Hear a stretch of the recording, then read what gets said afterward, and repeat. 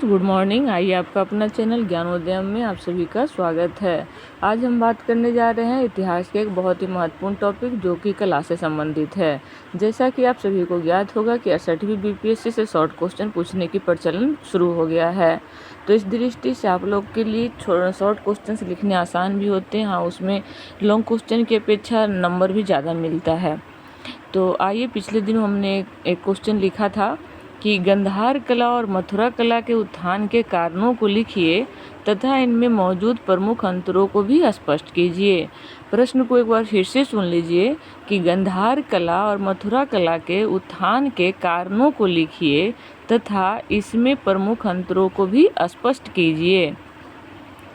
तो आइए, आप लोगों को ज़्यादा समय नहीं लेते हुए हम अपना उत्तर को प्रारंभ करते हैं कि कला मानव जीवन में एकता स्थापित करने तथा परंपरा को सुरक्षित रखने में महत्वपूर्ण भूमिका निभाता है। इस दृष्टि से प्रथम शताब्दी ईस्वी में बौद्ध धर्म के विस्तार के फलस्वरूप कला के केंद्रों का उद्भव हुआ, जिसमें गंधार कला शैली पंजाब से अफगानिस्तान तक व मथुरा कला शैली मथुरा में ही विकसित हुआ। एक छोटा सा इंट्रोडक्शन के साथ आप लोग कोशिश कीजिए, अगर इतिहास की क्वेश्चन हो, इकोनॉमिक्स की क्वेश्चन हो, साइंस टे की क्वेश्चन हो या ज्योग्राफी का क्वेश्चन हो और करेंट का क्वेश्चन हो, इन सारे सब्जेक्ट्स में जहाँ कहीं भी लगता है कि आप लोग को ये मैप बनाने की आवश्यकता है तो ज़रूर बनाएं। इससे नंबर में इंक्रीजमेंट देखने को मिलेगा और ऐसा मैं अपने हर प्रश्न के उत्तर में करने का प्रयास करती हूँ। आप लोग इसे मेरा उत्तर में देख भी सकते हैं। तो आप एक छोटा सा भारत का मैप बनाइए। भारत का मैप बना करके कहाँ कहाँ ये कला है, जैसे कि हमने कहा गंधार कला शैली पंजाब से अफगानिस्तान तक, तो पंजाब का एरिया लेते हुए पाकिस्तान और अफगानिस्तान का पूरा इलाका को दिखा दीजिए। और जैसा कि मैंने कहा कि मथुरा कला शैली, तो मथुरा कला शैली तो उत्तर प्रदेश में का मथुरा, तो मथुरा, वाराणसी, कौशाम्बी इत्यादि स्थानों में विकसित हुआ था। तो आप उत्तर प्रदेश के इलाका को दिखा सकते हैं। अब चलिए दूसरा, ये तो हो गया कि छोटा सा इंट्रोडक्शन हो गया। प्रश्न कह रहा है कि उत्थान के कारणों को बताइए। तो आइए इसके कारण पर हम दृष्टिपात करते हैं। इसका उत्थान कनिष्क के शासन काल में हुआ, जिसका साम्राज्य गंगा के मैदान से लेकर मध्य एशिया तक विकसित था। कनिष्क स्वभाव से ही कला प्रेमी होने के कलाओं के विकास हेतु संरक्षण प्रदान किया।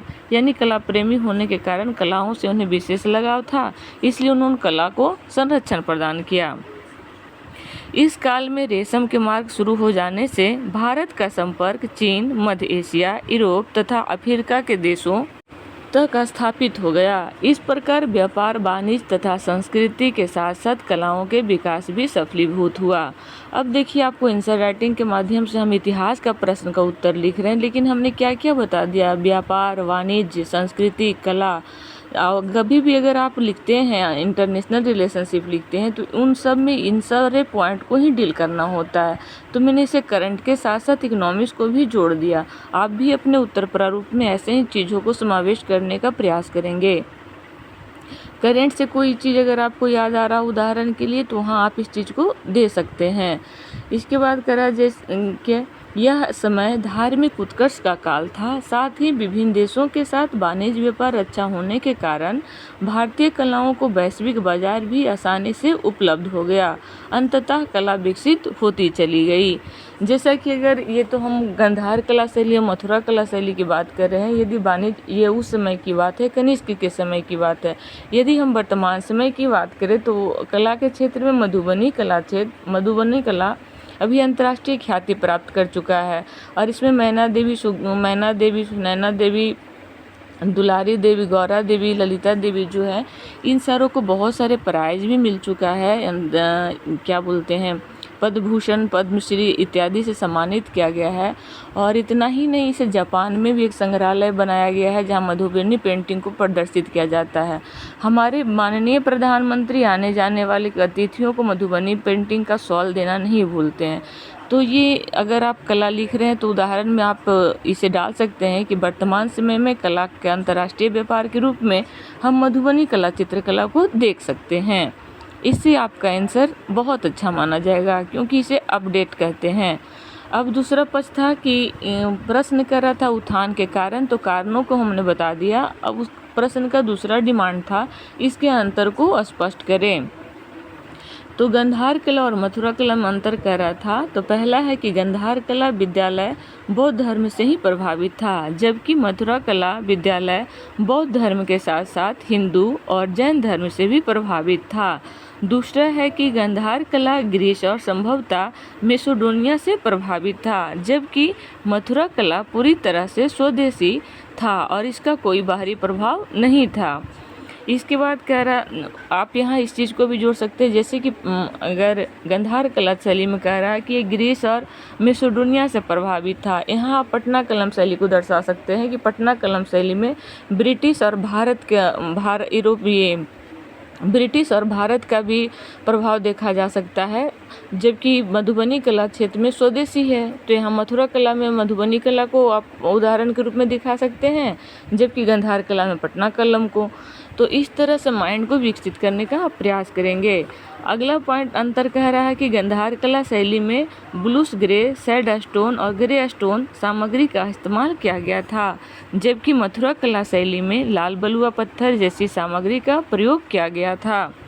तो प्रश्न में इतना ही डिमांड था। तो हमने जैसा कि बताया कि आप एक छोटा सा भूमिका दें, भूमिका मतलब सारगर्भित हो। उसके बाद अगर आपको दिमाग में आ रहा है तो कोई फ्लो चार्ट दे दें या फिर मैप दे दें। मैप की आवश्यकता हो तो कोशिश करें कि भूमिका के बाद कुछ ऐसा ज़रूर प्रेजेंटेशन करें जिससे कि आंसर आकर्षक लगे। आइए तो इसके बाद हम कंक्लूजन की ओर चलते हैं कि समग्रता कहा जा सकता है कि कला किसी भी देश की धरोहर होती है जो उसकी गौरव गाथा समृद्धशाली विरासत को संजोए रखती है। इस दृष्टि से गंधार कला व मथुरा कला की प्रासंगिकता आज भी बनी हुई है। हाल ही में संस्कृति मंत्रालय ने प्रथम वैश्विक बौद्ध शिखर सम्मेलन 22 अप्रैल 2023 को आयोजन किया, जिसका थीम था बौद्ध धर्म को बढ़ावा देना। अर्थात कह सकते हैं कि वस्तुतः यह शिखर सम्मेलन बौद्ध धर्म के विकास और विस्तार में भारत के महत्व को विश्व पटल पर लाया, क्योंकि बौद्ध धर्म का उदय भारत में ही हुआ था।